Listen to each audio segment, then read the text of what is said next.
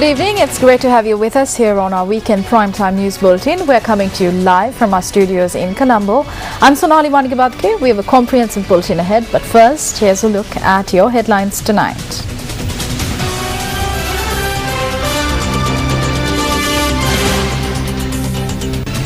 CEB says several identified areas will face power cuts from tomorrow.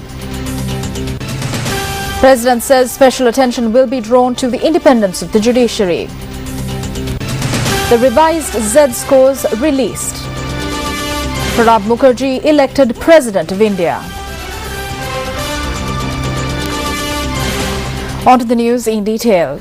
The West Coast Power Plant in Keravalapitia and the Lak Vijay Power Plant in Putlam are functioning below capacity due to technical faults. Issuing a communique, the Ministry of Power and Energy says that until operations at these two power plants are returned to normal or until enough rainfall is received, several areas will face power cuts from tomorrow. The release issued by the Minister of Power and Energy states that due to the prevailing situation, certain areas will face a minimum power cut of 2 hours in the morning and afternoon. Chairman of the Ceylon Electricity Board, Professor Vimaladharma Abevikrama, said that the public would be notified in full tomorrow as to which areas would be affected. The release issued by the ministry points out that the administration at the Lak Vijay plant was forced to reduce the functioning capacity at the plant due to a technical issue which arose this morning, adding that as a result 300 megawatts had been lost on the national grid. Meanwhile, a summit on energy conservation was held in Colombo this morning under the auspices of the subject minister.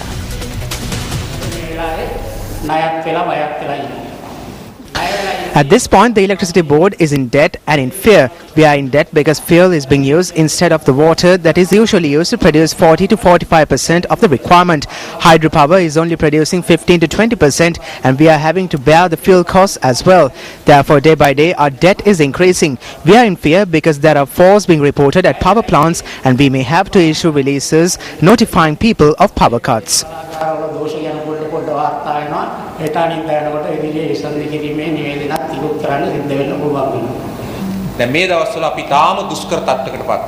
We are facing severe hardships these days. This is because 3 monsoon seasons have passed at a stretch without much rain. In another time, we would have had to cut power, but because our thermal power plants are strong, we can supply power. In order to do this, the CEB had to bear a huge cost and huge wastage. If a problem arises in some machines, then the power supply is affected. So if we do not maintain the machines at thermal power plants properly, then the power supply will be affected. This summit was organized to establish a national electricity consumer scheme.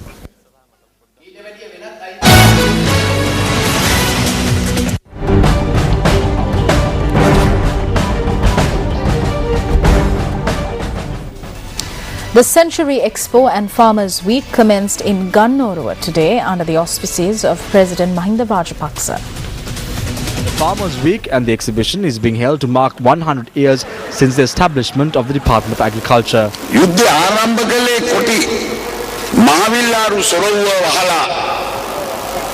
The war was waged because the tigers laid their hands on the farmers' lives by closing the Mavilaru sluice gates, preventing water from being supplied to the east. If we did not have an agriculture policy in the island, we wouldn't have been able to win the war or brave the food crisis in the world.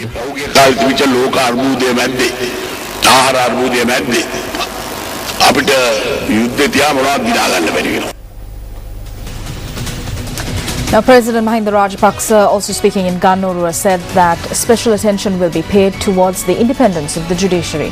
The President expressed this view commenting on the recent situation in Mannar. The President added that the CID is conducting investigations into this incident. A protest was held in front of the Mannar Court complex last Wednesday over issues that have cropped up regarding a fisheries port, and the Magistrate Court and the High Court buildings were damaged as stones were hurled at the court complex by protesters. The President, who was in Gannorua, expressed his views regarding the Mannar incident.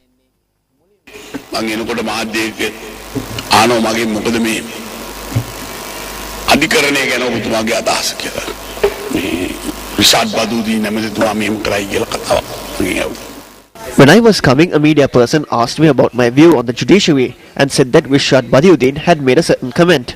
When there is an allegation, the CID has been given in charge to carry out investigations. I am a lawyer by profession and we work closely with the judiciary.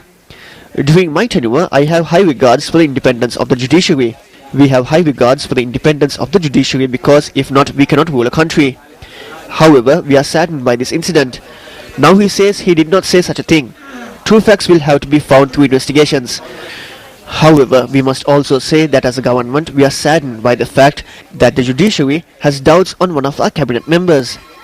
We have very high regards for the judiciary because we consider it as an essential part when ruling a country.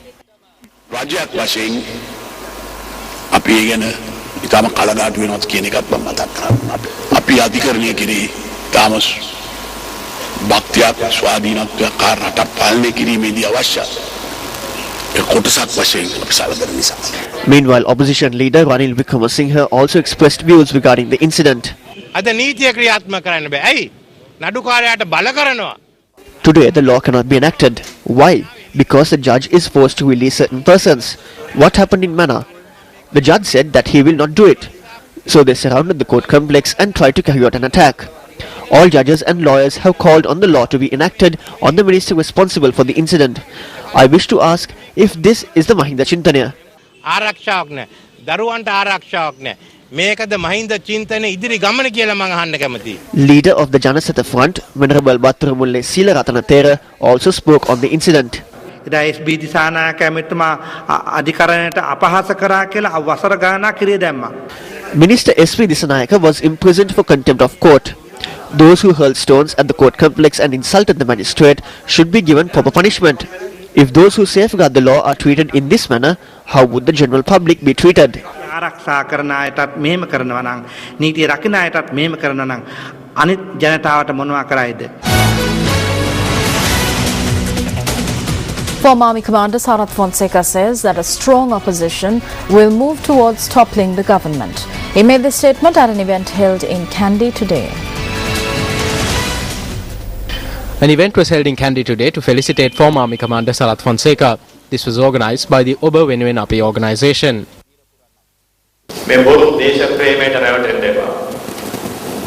අපි ලොකු කරදු දෙන්නේ Do not be deceived by false patriotism. We do not make big promises, but we will ensure that we will provide you a country where you can live without fear, without oppression, with the freedom of expression, the freedom of movement, the right to franchise, and the freedom to live anywhere you want. Although they take vengeance from us, we do not have time for this. We do not need to do this. The people will see justice done for the wrongs that were done to us. I want to unite the opposition. The opposition has been divided. Even that has been done by the people running the country. They have created problems with the main political parties and they are preventing the opposition from uniting. A strong opposition will work towards toppling the government. ශක්තිමත් විපක්ෂයකින් රජය පෙරළෙන ක්‍රියාමාර්ගයකට ලබන්නේ. UNP Deputy Leader Sajid Premadasa says that in the near future, a UNP government will be created which will herald the dawn of an era where all residents of the country will be served without favoritism. He made this statement at a meeting held in Yatiyantoda today. This meeting was held in Yatiyantoda to garner support for UNP candidates for the Sabaragamu Provincial Council election. මටත් තියෙනවා තමුන්නාන්සලාට පොඩි රහසක් කියන්න. 94 ඉඳලා අපි ගණන් කරලා බැලුවොත් I have a small secret to tell. Since 94, for 18 years, UNP faithful have been facing hardships. For 3 6-year periods, we have undergone hardships and gone backwards. But I wish to tell you that a UNP government will be created which will last not 6 years but 60 years. We have the thirst to create a UNP government and an era where all people in the country will be served and will be established. මේ රටේ සමස්ත ජනතාවට සේවයක් කරන යුගයක් මේ රටේ ස්ථාපනය කිරීමයි. The Janata Vimukti Peramunu says that all sections of the community have been made to carry out a struggle against the government. General Secretary of the JVP, Tilvin Silva, expressed this view at a media briefing held today in Colombo.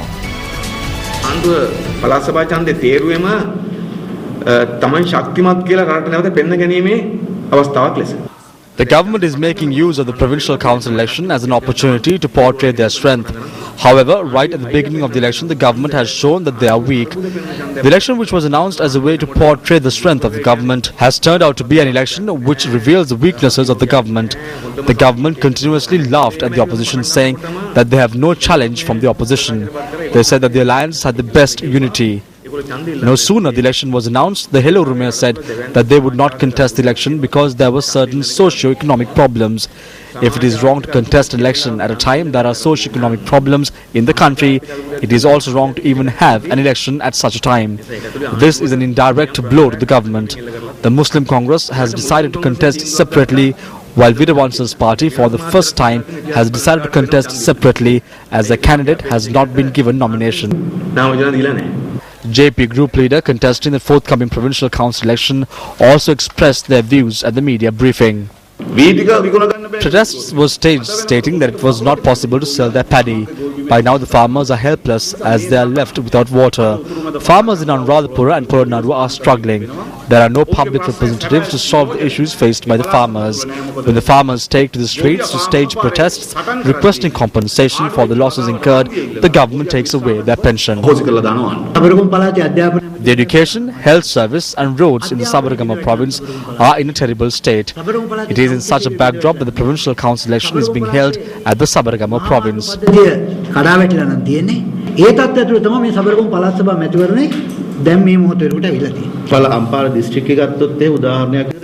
If you look at the Ampara district, there isn't a single fisheries harbour.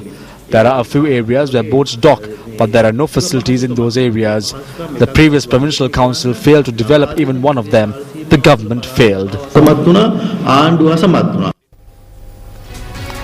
Leader of the Janasatha Front, Venerable Battaramulle Seelarathanathera, rejects allegations raised by certain factions that the party receives funding from overseas.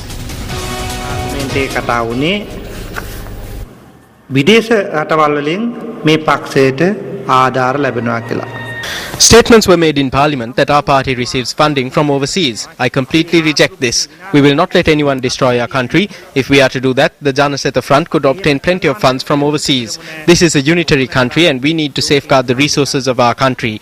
The Janasatha Front does not obtain funds from overseas and I don't receive foreign funding. Whenever I travel overseas, I receive certain aid and I direct that aid towards the party.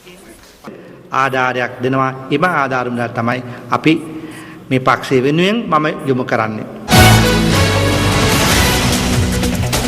United National Party and several other opposition parties today distributed leaflets at the Delkanda Fair to create awareness among the public regarding the prevailing situation in the country. UNP leader Ranil Wickremesinghe and several other parliamentarians were present at the occasion.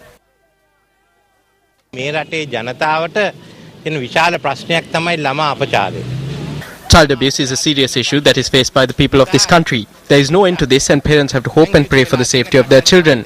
A little child cannot go on the road. If a Pradeshia Sabha member of the government sees a child, they will abduct the child and rape the child. During ancient times, women were able to travel from Point Pedro to Dondra Head wearing valuable jewellery, but no harm was done. ගෑන් උදවියට පේදුරු තුඩේ ඉඳන් දෙවුන්දර තුඩට යන්න පුළුවන් වුණා රත්තරන් ආභරණ ඇඳගෙන කවුරුත් අත ගහන්නේ. අදත් තියෙන අපේ රාජාණ්ඩුව. මේ රාජාණ්ඩුව කාලේ 70ක්ම භාගයක් යන්න බෑ අල්ලගෙන දූෂණය කරනවා. කිසිම මිනිහෙකුට දේශීය ධනේශ්වරයටත් මේ රටේ ජීවත් වෙන්න බෑ. ජාත්‍යන්තර company කාර්යයෙන් No person could survive in this country. They are ripping us off to pay the loans that were obtained from international companies and banks. They said that those who speak of peace are selling the country. What we have is a disgraceful government which has bowed down to international forces like never before. We have taken to the streets requesting this government to be sent home and to create a mandate for democracy and freedom.